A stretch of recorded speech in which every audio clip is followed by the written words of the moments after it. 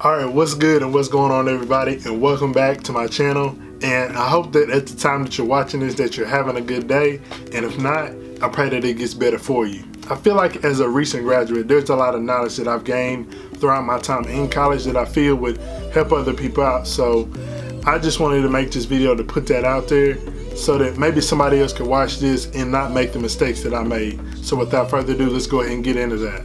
I think one of the first things I should tell you is to have a little bit of a plan when it comes to college. Now, me personally, I knew that I was going to go to community college first, and then I was going on to Ole Miss. That's what my plan was. That's what I wanted to do. And actually, that is what I did. I went to Ole Miss for a year after community college, and then I was there for a year, and I really wasn't feeling it, so I transferred to Mississippi State. And a lot of people don't really know that. Down here where I'm from, that's almost sacrilegious to leave one state school to go to the other. But to get more into what I was saying, I decided to go to a community college first because I knew that it would be better as far as like financially for me and my family to go to a community college first and then go on to a university.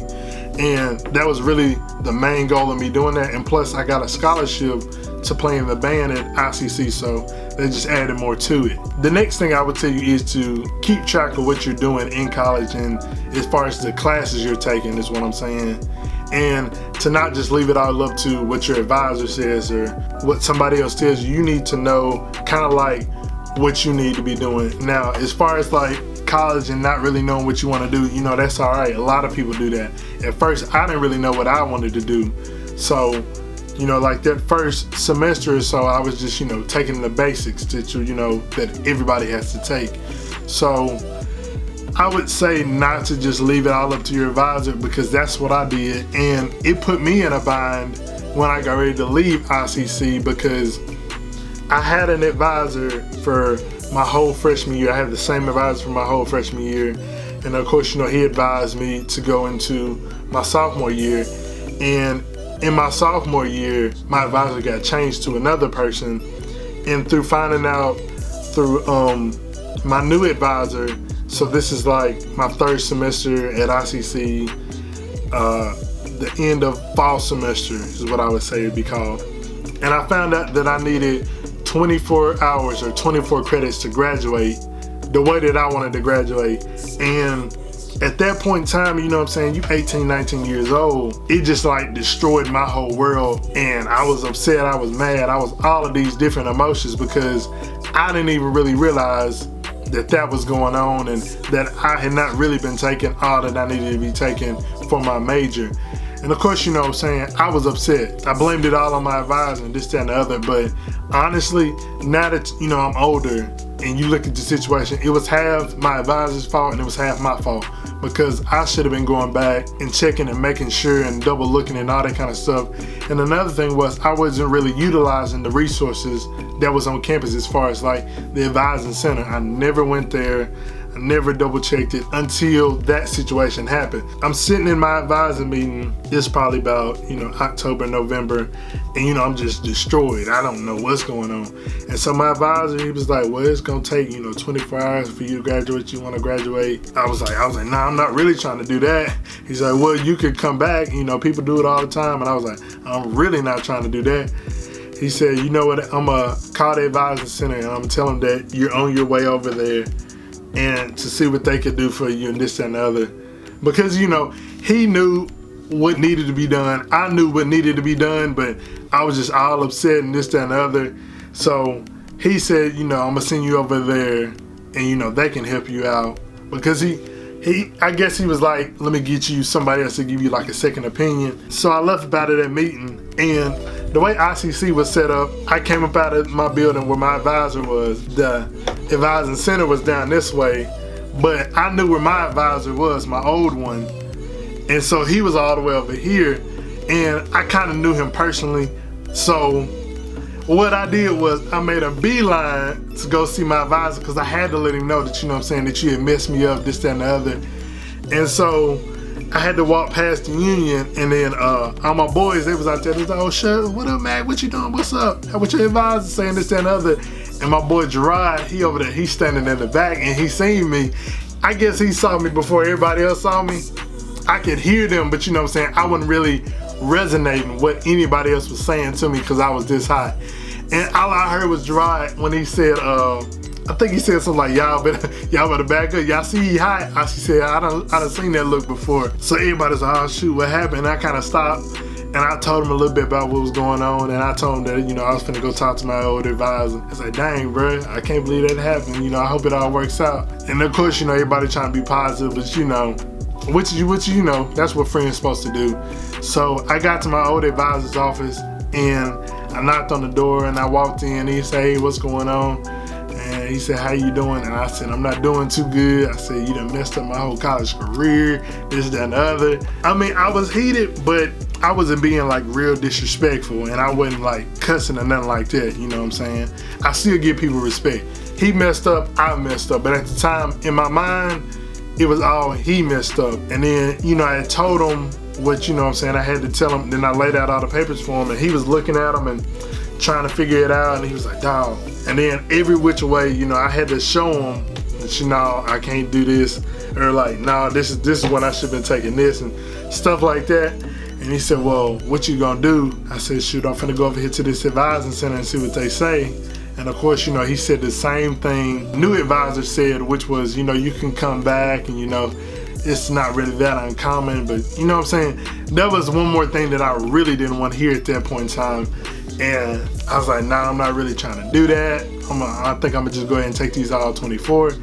And he kind of looked at me and he kind of, I don't know whether or not, I can't remember exactly what he said, but it's kind of like the tone that he said it was like, are you sure you gonna do that? Or can you do that? Or he was like a little bit condescending the way he said it, like, you can't do that.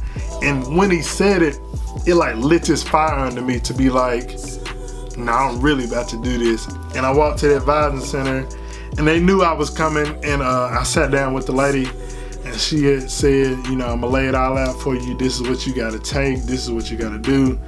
Now, if you don't want to take all this right now, which I don't really advise you to do because you will not have time for anything really. She said, you know what I'm saying, I suggest you do it this way, but if you want to do it your way, that's fine. I'll just have to call and I'll have to, she said I'm gonna have to release you or something like that. And I said, yeah. I said, yeah, that's what I want to do. I want to do all 24. And she said, you sure? I said, yeah, I'm sure. And she said, all right. She said, you ain't gonna really have no time for anything. It'll be just straight school. And I said, all right, that's cool. I'll do that. And in my mind, I was like, this is what I gotta do to get up out of here the way that I want to get up out of here. Of course, coming into college, you know what I'm saying, you have this game plan and everything doesn't always go to plan. So that was one of those things in my situation. That whole last semester, she was right. I didn't have any type of really like real like social life, I would say. I went to work, I ate, and I got on the computer or I went to class.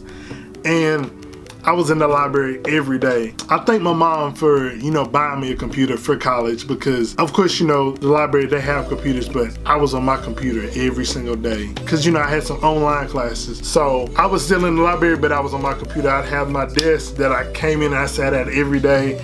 I laid out all my stuff and I was on top of it every single day, and I graduated. So it ended up working out in the end, but you know what I'm saying, if I had paid attention, I wouldn't have been in that much of a stressful situation, I would say. The next thing I would tell you is to take classes as early as you can. Now, if you can take 8 o'clock classes your freshman and sophomore year, to take them. That's what I think you should do. You should take them, go ahead and get these classes out the way so you can do things later on in the day. When you get later on, as far as like your junior and sophomore year, you will thank me for me telling you to take these 8 o'clock classes and knock out these classes and, you know, get as high grades as you can. And if you're financially able to take 1 or 2 summer classes. Now, when it comes to certain schools, they do like a Maymester or Wintermester, and you'll find out what that is when you get into college. Now, if you can take those and you can deal with that much of stress, I'd say take it. But just to let you know, I mean, people have told me about them and it is non-stop. It's every single day. You have a test like every week, and you know, you get a class and you knock it out. So that's the benefit of it. But as far as like stress and everything, I know that at the time of like a wintermester, you know what I'm saying, coming off a semester that you had a whole bunch of classes in, it's Christmas break. if you want to take a winter semester and you can deal with that, do that. Me and my friend Brandon, I think we took 2 classes in the summer at ICC. I think it was like college algebra and like comp 2 or something like that. And we knocked them classes out, and you know, we took them so early in the day, like maybe 2 o'clock. No, I think it was like 1 o'clock. You know what I'm saying? You still had the rest of the day because you had already got these classes and you already knocked them out. If you're financially able, I say go ahead and do that. One of the last things I'm gonna tell you is to make connections while you're in college. You know, talk to different people, experience different things. You know what I'm saying? When you go to college, you meet people from all over the place. I mean, I know I've met people from Oregon, and I didn't think anybody was even going to Oregon. I was like, why are you all the way down here? They was like, well, you know, I came here for this and this, that, and the other.